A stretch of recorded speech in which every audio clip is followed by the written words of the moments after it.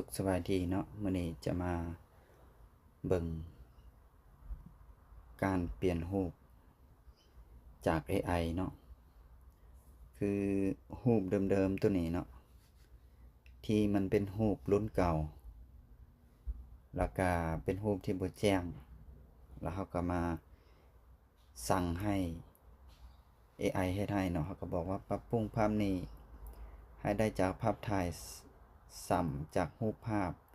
ที่มีความชัดสูงแล้วก็ลบรอยเบลอและนอยเพิ่มเนาะจังซี่สั่งเข้าไปปึ๊บ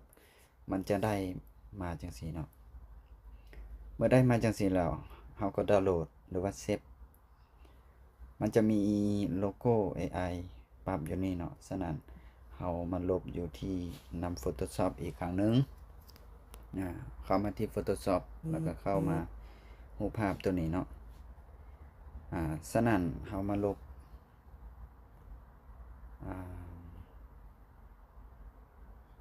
ตัวนี้เนาะ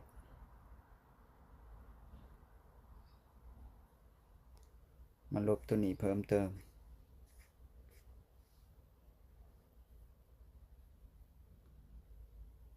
นี่มันจะหายไปเลยเมื่อเขาลบแล้วเขาก็ถือว่าสำเร็จเนาะ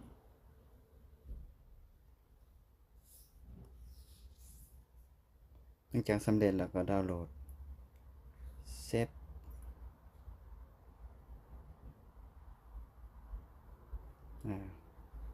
เพียงเท่านี้แล้วก็มาเบิ่งรูปเรา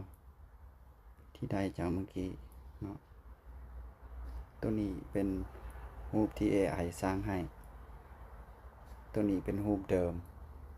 AI สร้างให้แล้วก็มาลบที่ Photoshop อีกเท่านึง